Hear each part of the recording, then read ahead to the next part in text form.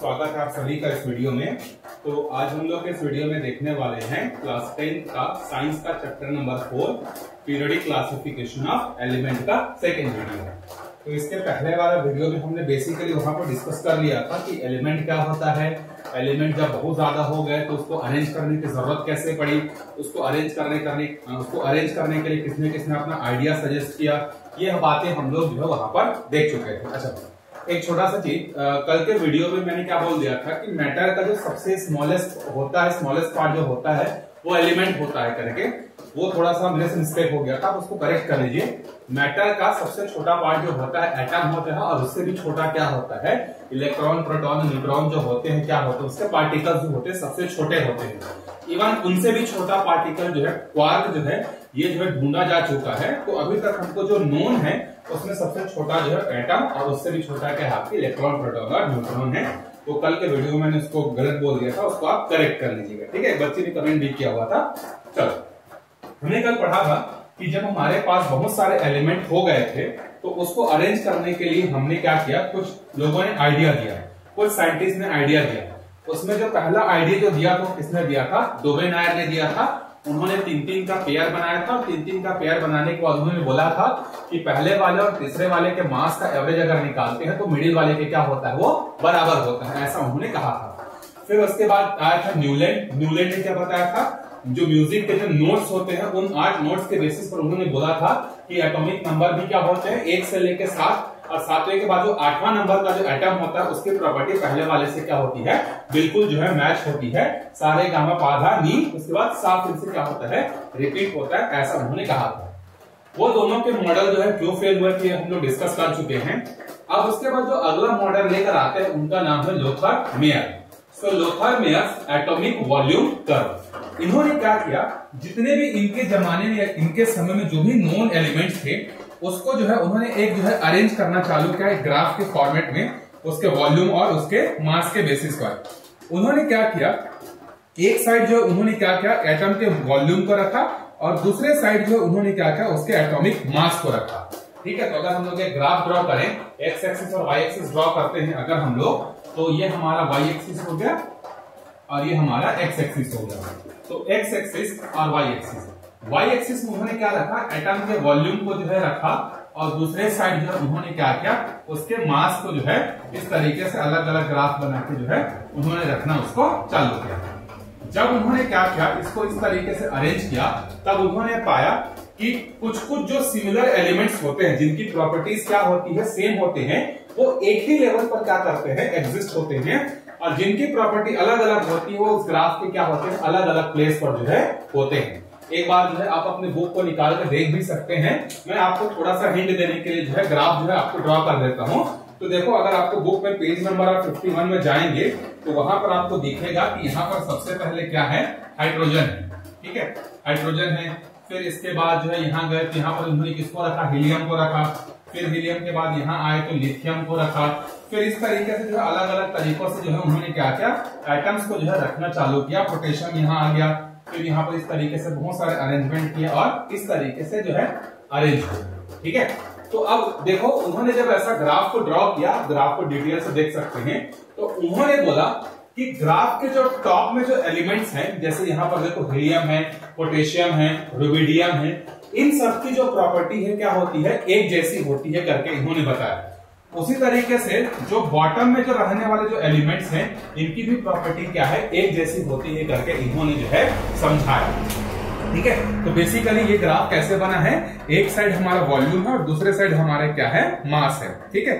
और इन्होंने एक जो है यहाँ पर पीरियोडिक जो है फंक्शन के बारे में जो है इन्होंने बताया।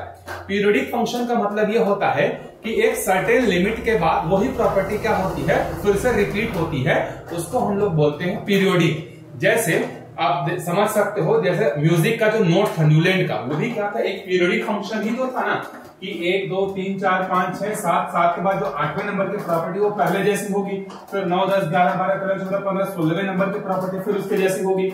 मतलब एक सर्टेन टाइम के बाद अगर कोई अपने प्रॉपर्टी को फिर से रिपीट करता है या एक जैसी प्रॉपर्टी अगर वापिस आ जाती है तो उसको हम लोग क्या बोलते हैं, उसको पीरियोडिक फंक्शन बोलते हैं। तो इन्होंने बोला कि एक सर्टेन लिमिट के बाद जो एलिमेंट्स हमको मिलते हैं उनकी प्रॉपर्टी कैसी रहती है, सेम रहती है करके, और उन्होंने उसका क्या नाम दिया, पीरियोडिक फंक्शन जो उन्होंने उसका नाम दिया। तो पीरियोडिक फंक्शन क्या है समझ में आ गया, एक सर्टेन लिमिट के बाद एक जैसी चीजों की प्रॉपर्टी क्या होना, रिपीट होना, क्या कहलाता है, आपका पीरियोडिक फंक्शन कहलाता है। जैसे आप अगर मान लीजिए कि आप ग्राउंड में स्पोर्ट्स में खेलने गए हैं और वहां पर सामने एक गर्ल्स है, गर्ल्स के पीछे जो है क्या है, 3 बॉयज हैं, फिर गर्ल्स हैं, फिर यहाँ पर 3 बॉयज हैं, फिर गर्ल्स हैं, फिर 3 बॉयज हैं, फिर गर्ल्स हैं। तो इसी को हम लोग बोलते हैं क्या, पीरियोडिक फंक्शन। देखो पहले सामने में गर्ल्स खड़ी है, फिर 3 बॉयज के बाद फिर एक गर्ल्स है, फिर 3 बॉयज के बाद फिर एक गर्ल्स है, फिर 3 बॉयज के बाद एक गर्ल्स है, ये पीरियोडिक फंक्शन है। तो यहाँ पर उन्होंने बोला कि जैसे हीलियम हो गया, पोटेशियम हो गया, रुबिडियम हो गया, लिथियम हो गया, अलग अलग एलिमेंट हो गए, ये सब में ऐसी प्रॉपर्टी जो है होती है करके जो है उन्होंने समझाया। लेकिन इनका भी जो मॉडल है ये ज्यादा दिनों तक नहीं चल पाया, क्योंकि जैसे जैसे हमें एलिमेंट्स और पता चलते गए तो ये जो ग्राफ है वो उसको स्टडी करना क्या हो गया, बहुत ज्यादा डिफिकल्ट हो गया। ये कुछ ही एलिमेंट्स के लिए पीरियोडिक फंक्शन बिल्कुल सही था, लेकिन सारे एलिमेंट्स को जब हम लोग डिस्क्राइब करने जाते हैं तो वहां पर ये पीरियोडिक फंक्शन काम में नहीं आता। जैसे periodic function helium, potassium, rubidium में काम में तो आ गया, लेकिन उसके अलावा जो क्लोरीन है या लिथियम है, बेरिलियम है, बोरान है, ये सब में पीरियोडिक फंक्शन हमको नहीं देखने को मिले। तो अगर आपको एक रूल बना रहे हो और वो रूल अगर सर्टेन एलिमेंट्स के लिए भी सही है, वो यूनिवर्सल ही नहीं हो सकता। रूल ऐसा होता है जो यूनिवर्सल होता है, हर जगह के लिए सही होता है। लेकिन इन्होंने जो एक बात बताया पीरियोडिक फंक्शन, इस बात को पकड़ लिया किसने, आगे आने वाले जो मेंडलीफ है उन्होंने क्या किया, इसको जो है पकड़ लिया, और इसी पीरियोडिक फंक्शन के बेसिस पर जो है उनको आइडिया मिला कि हाँ हम लोग पीरियोडिक फंक्शन के बेसिस पर एलिमेंट्स को अरेंज कर सकते हैं, लेकिन वॉल्यूम और मास के बेसिस पर नहीं।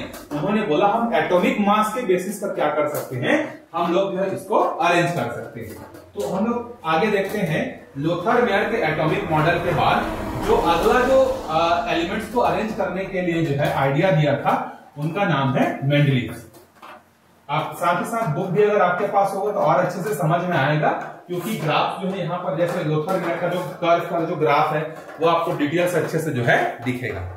तो हम लोग आगे चलते हैं, मेंडलीव्स क्लासिफिकेशन। ठीक है, आगे चलते हैं, किसका क्लासिफिकेशन है, मेंडलीव्स का। ये यूएसएसआर के थे, मतलब आज की अगर हम लोग बात करें तो रशिया से क्या करते थे, ये बिलोंग करते थे। और इन्होंने क्या किया, इन्होंने जो लोथर मेयर के जो एटॉमिक या एलिमेंट के अरेंजमेंट में जो पीरियोडिक फंक्शन था कि एक सर्टेन टाइम के बाद जो है कोई भी एलिमेंट प्रॉपर्टी को क्या करता है, रिपीट करता है, उसी पीरियोडिक फंक्शन को इन्होंने पकड़ा और इन्होंने जो एटम्स को अरेंज करना चालू किया वो किसके बेसिस पर था, वो एटॉमिक मास के बेसिस पर जो है था।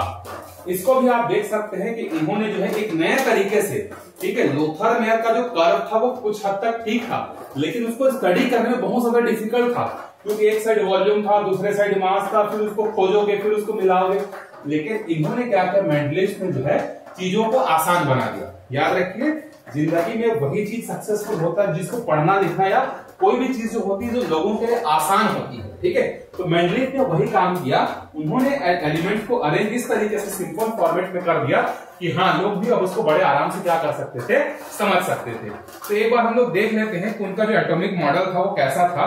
तो आपको दिख रहा होगा इन्होंने क्या किया था, आज जो है वर्टिकल्स कॉलम्स बनाए थे। ठीक है, और वर्टिकल्स ग्रुप को जो है इन्होंने क्या कहा था, देखो ये इस तरीके से 1 2 3 4 5 6 7 8 इस तरीके से इन्होंने क्या किया था, टेबल बनाया था, और टेबल में जो है उन्होंने एलिमेंट्स को जो है रखा था। आप देख सकते हो यहाँ पर जो है क्या है, एक ग्रुप है। ठीक है, जो वर्टिकल उसको ग्रुप बोला और हॉरिजॉन्टल को इन्होंने क्या बोला, पीरियड बोला। ठीक है, ये जो हॉरिजॉन्टल है इसको आप याद रखिए, हॉरिजॉन्टल्स को क्या कहा जाता है, पीरियड कहा जाता है। यही चलते जो है आगे आपका जो मॉडर्न पीरियड टेबल आएगा ना, वही भी वो भी इसी पर बेस्ड होगा। और ये जो वर्टिकल कॉलम है इसको इन्होंने क्या कहा, ग्रुप्स कहा। ठीक है, तो इन्होंने क्या कहा, 8 ग्रुप्स बनाए और 6 पीरियड्स बनाए, और इन्होंने क्या किया, एटम्स को जो है अरेंज करना चालू किया on the basis of what, on the basis of their atomic mass. जब ये मेंडलीफ जो है क्या कर रहे थे, इस टेबल को प्रिपेयर कर रहे थे, तो at that time 63 elements are known. जब ये टेबल तैयार हो रहा था मेंडलीफ के जमाने में, उस समय जो है 63 एलिमेंट्स के बारे में हमें नॉलेज हो गया था। तो इन्होंने क्या किया, 63 कार्ड्स ली। ठीक है, इन्होंने अलग अलग कार्ड्स बनाए और जितने भी नॉन एलिमेंट्स थे सबकी प्रॉपर्टीज को जो है इन्होंने क्या किया, उसी कार्ड में जो है नोट कर दिया। जैसे पहला कार्ड, ये दूसरा कार्ड, ये तीसरा कार्ड, चौथा कार्ड, ऐसे जो है 63 प्रॉपर्टीज, मतलब 63 एलिमेंट्स की प्रॉपर्टीज को जो है इन्होंने लिख दिया। अब लिखने के बाद सबको फैला दिया और एक जैसी प्रॉपर्टी जिसकी हो उसको एक साथ रखते गए। मतलब आप इसको ऐसे समझ लो कि आपके सामने 10 रुपए का नोट है, 20 रुपए का नोट है, 50 रुपए का नोट है, 100 रुपए का नोट है, 500 का नोट है, अच्छा 1000 का तो मोदी जी ने बंद करवा दिया, 2000 का नोट है, इस तरीके से आपके सामने पड़े हुए हैं। अब आप क्या करोगे, उसमें 10-10 के नोट को पकड़ोगे, एक थप्पी बनाओगे, एक गड्डी बनाओगे, 20-20 के नोट पकड़ोगे, एक साथ गड्डी बनाओगे। तो सेम उसी तरीके से इन्होंने जो 63 कार्ड्स बनाए थे, उन कार्ड्स में जो एक प्रॉपर्टीज को तो पहले लिख दिए कि जैसे मान ली यहाँ पर हाइड्रोजन लिखा है, हाइड्रोजन की ये प्रॉपर्टी होती है, यहाँ ऑक्सीजन लिखा है, ऑक्सीजन की प्रॉपर्टी ये होती है। उसके बाद अलग अलग तरीके से इस तरीके से उन्होंने रखा और एक जैसी प्रॉपर्टी वाली चीजों को एक गड्डी बनाया, ठीक है। और उन्होंने ये देखा कि ये जो एक जैसी प्रॉपर्टीज वाले जो एलिमेंट्स हैं, इसको जब हम लोग ध्यान से ऑब्जर्व करते हैं तो ये इंक्रीजिंग एटॉमिक मास पर जो है क्या है, अरेंज है, ऐसा उन्होंने पाया। जैसे पहला जो टेबल है, पहले टेबल में इन्होंने क्या क्या रखा, देखो पहले टेबल में इन्होंने रखा किसको, हाइड्रोजन को, फिर रखा किसको, लिथियम को, फिर किसको रखा, सोडियम को, फिर किसको रखा, पोटेशियम को, फिर किसको रखा, रुबिडियम को, और फिर किसको रखा, सीजियम को।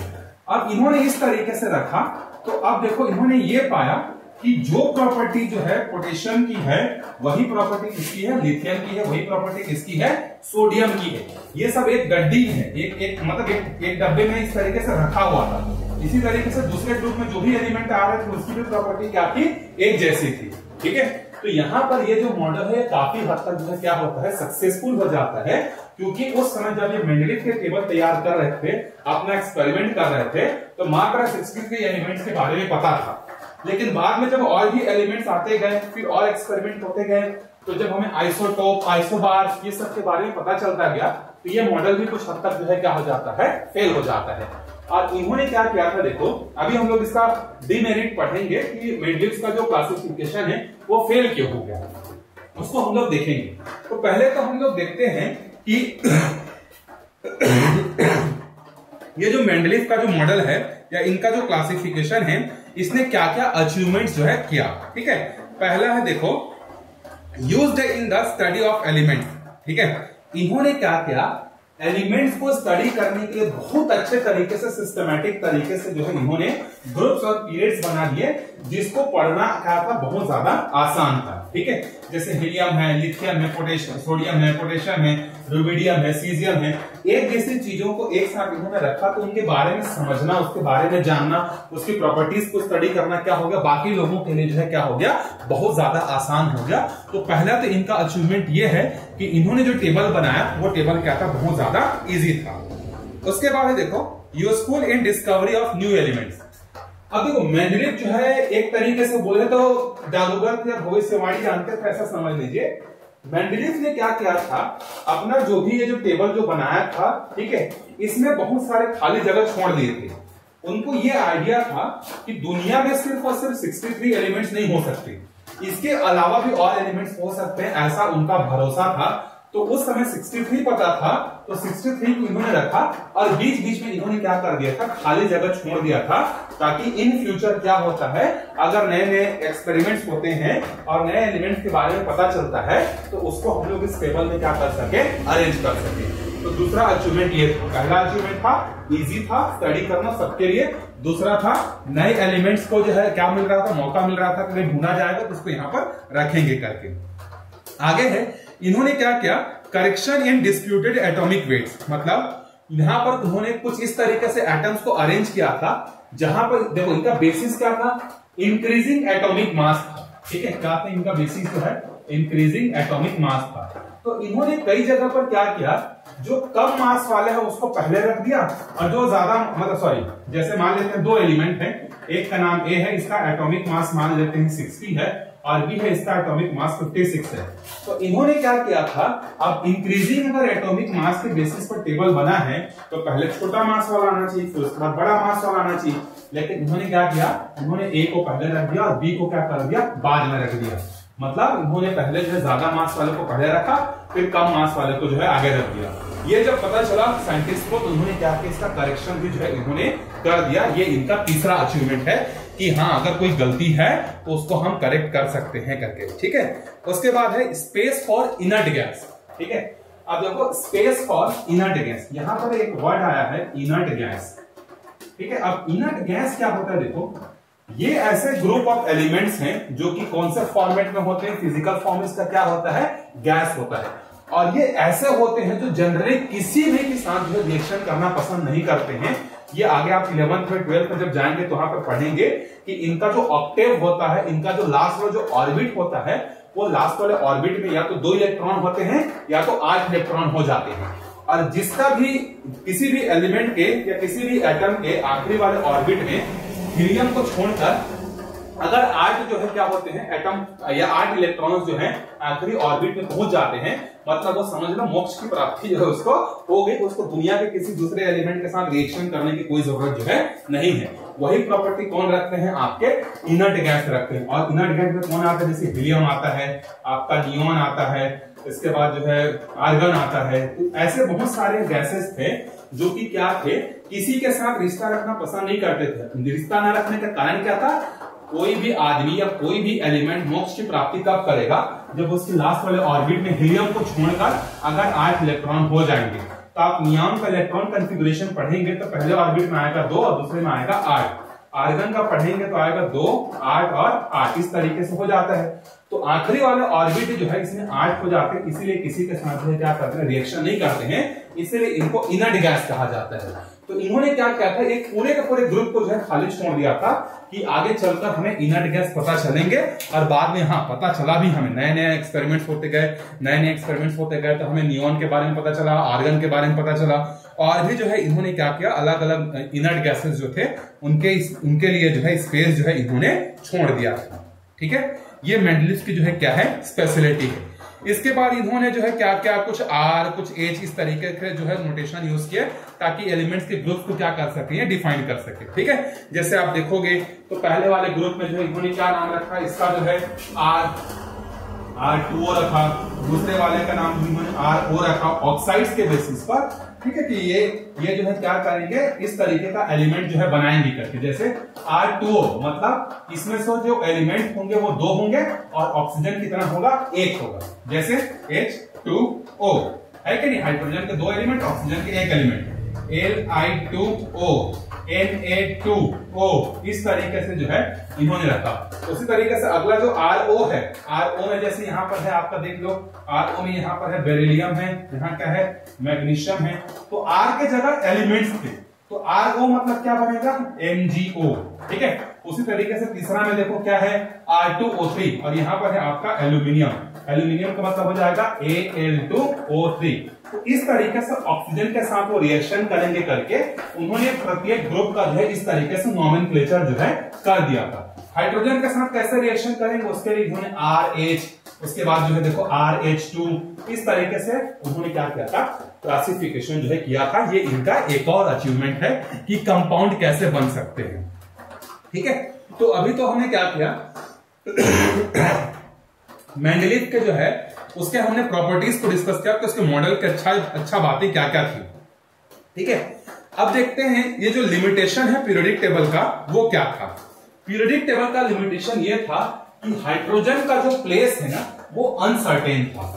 कई सालों तक जो है हाइड्रोजन के प्लेस को लेकर जो है लोगों के बीच में जो है साइंटिस्ट के बीच में बहुत सारे डिस्प्यूट्स थे, क्योंकि हाइड्रोजन एक ऐसा अकेला है जो अलग अलग प्रॉपर्टी शो करता है। जैसे हाइड्रोजन का जो इलेक्ट्रॉन जो होता है इसमें 1 होता है। ठीक है, तो ये क्या करता है, जैसे मैंने अभी आपको बताया कि किसी भी एलिमेंट को मोक्ष प्राप्ति अगर करनी है तो उसके बाहर वाले एलिमेंट में या तो 2 होना चाहिए या तो 8 होना चाहिए। इसके बाहर वाले ऑर्बिट में कितना इलेक्ट्रॉन है, 1। तो अब ये क्या करता है, देखो ये 2 प्रॉपर्टी शो करता है। कैसे, सोडियम, जैसे सोडियम का जो एटॉमिक नंबर होता है वो 11 होता है। ठीक है, तो 11 होता है तो इसका कॉन्फ़िगरेशन क्या होगा, 2, 8 और 1। तो सोडियम क्या करता है, मोक्ष प्राप्ति करने के लिए अपने इस 1 इलेक्ट्रॉन को किसी को डोनेट कर देता है और ये क्या बन जाता है, Na+। अगर कोई इलेक्ट्रॉन को डोनेट करता है तो Na+ कहलाता है, उसके ऊपर में क्या लग जाता है, प्लस लग जाता है। और उसी तरीके से देखो क्लोरीन, ठीक है, क्लोरीन जो होता है, क्लोरीन का एटॉमिक नंबर 17 होता है। इसका कॉन्फ़िगरेशन कैसे होगा? 2, 8 और 7। इसके आखिरी ऑर्बिट में कितना है? देखो 7। मतलब इसको मोक्ष प्राप्त करने के लिए कितने इलेक्ट्रॉन चाहिए? 1। तो ये 1 इलेक्ट्रॉन सोडियम जैसे एलिमेंट से क्या करता है? खींच के ले लेता है और लेने के बाद ये क्या बन जाता है? Cl-। मतलब इलेक्ट्रॉन एलिमेंट्स जो होते हैं वो मोक्ष की प्राप्ति करने के लिए या तो इलेक्ट्रॉन को डोनेट कर देते हैं या तो इलेक्ट्रॉन को रिसीव कर लेते हैं। अगर डोनेट करते हैं तो वो क्या कहलाते हैं? पॉजिटिव आयन कहलाते हैं। अगर वो रिसीव करते हैं तो वो क्या कहलाते हैं? नेगेटिव आयंस कहलाते हैं। जैसे सोडियम मोक्ष की प्राप्ति के लिए क्या करता है? 1 इलेक्ट्रॉन को डोनेट कर देता है, इसीलिए Na+ बनाता है। वहीं पर जो दूसरा है हमारे पास क्लोरीन मोक्ष प्राप्ति करने के लिए क्या करता है? वो 1 इलेक्ट्रॉन को एक्सेप्ट कर लेता है, इसलिए नेगेटिव बनाता है। हाइड्रोजन जो है दोनों के साथ जो है दोनों चीजें कर सकता है। मतलब क्या हो सकता है कि हाइड्रोजन जो है H+ बनाएगा कि हाइड्रोजन H- बनाएगा। ये लोगों में बहुत ज्यादा कंफ्यूजन था, क्योंकि 1 इलेक्ट्रॉन को छोड़ देगा तो इसका ऑर्बिट ही डिस्ट्रॉय हो जाएगा। 1 इलेक्ट्रॉन कहीं से खींच के लाएगा तो इसके ऑर्बिट में 2 इलेक्ट्रॉन हो जाएंगे। तो ये जो अनसर्टेनिटी थी कि H+ होगा कि H- होगा, कि इसको हम लोग सोडियम के ग्रुप में रखें कि हम लोग इसको क्लोरीन के ग्रुप में रखें, तो ये जो है इसका आंसर जो है मेंडलीव जो है नहीं दे पाए कि हाइड्रोजन को हमें कहां रखना चाहिए। दूसरा मैंने आपको बता दिया कि इन्होंने ज्यादा मास वाले को पहले रख दिया और कम मास वाले को बाद में रख दिया। ये उनका क्या था? डीमेरिट था। उसके बाद आइसोटोप के बारे में इन्होंने कोई इंफॉर्मेशन नहीं दिया। आइसोटोप्स क्या होते हैं? जिनका एटॉमिक नंबर तो सेम होता है लेकिन एटॉमिक मास अलग होता है। इसके बारे में इनके पास कोई जवाब जो है नहीं था। इसके अलावा जब हम लोग उसके टेबल को डिटेल में स्टडी करते हैं तो ये पता चलता है कि भले ये शुरुआत में डिंग हाथ रहे थे कि मैं सारे एलिमेंट्स को किसके बेसिस पर अरेंज कर रहा हूं, मैं इंक्रीजिंग एटॉमिक मास के बेसिस पर कर रहा हूं, कि पहले कम मास फिर ज्यादा मास फिर ज्यादा मास फिर ज्यादा मास, इस तरीके से मैं अरेंज कर रहा हूं। लेकिन जब हम लोग ध्यान से देखते हैं ना, तो ध्यान से देखते हैं तो हमें समझ में आता है कि ऐसा बिल्कुल नहीं है।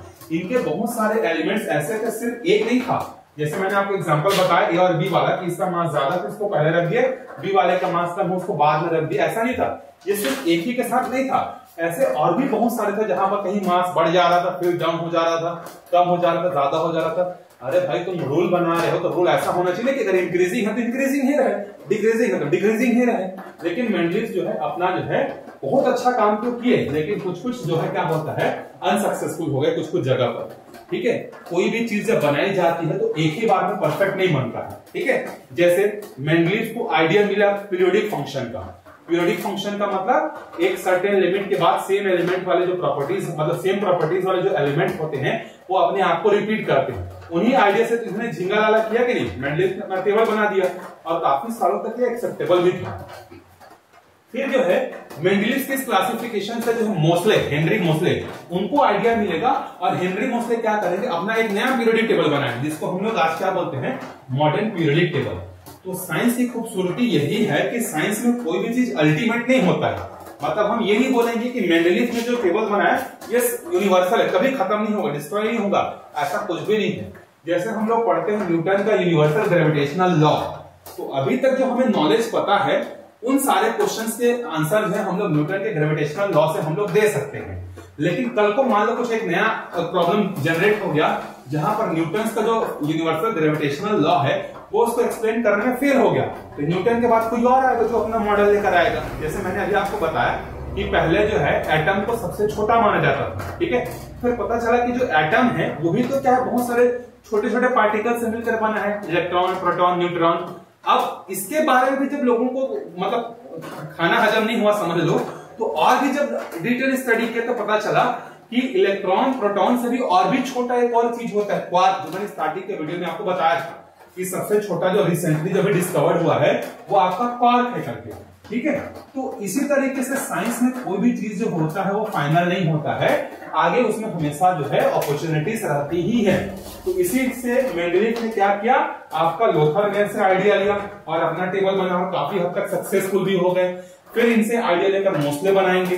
अब हो सकता है कि इन फ्यूचर 10 साल 20 साल 50 साल बाद कुछ एक ऐसा साइंटिस्ट भी आ जाए जो कि आज के डेट में जो मॉडर्न पीरियोडिक टेबल उसको भी बोल दे कि भाई तो गलत है। ठीक है, तो इसको हम लोग नए तरीके से अरेंज कर सकते हैं करके। ठीक है, तो इस चीज का आप ध्यान में रखिएगा कि कोई भी चीज जो है हमेशा फिक्स नहीं होता। ये आप इसको अपने लाइफ के प्रॉब्लम के साथ भी जोड़ सकते हो। अगर आपका एक बार दो बार अगर मार्क्स खराब हो गया, इसका मतलब ये नहीं कि आप लॉन्ग टाइम तक आपका मार्क्स खराब हो जाएगा। कई बार क्या होता है, कुछ चीजें होती है जिसके कारण से डाउन हो जाता है, लेकिन आपको इसे सीखने की जरूरत है कि हमेशा उसमें करेक्शन की अपॉर्चुनिटीज हमेशा होती है। इसको आप अपने पढ़ाई अपने लाइफ से रिलेट करके जो है याद कर सकते हो।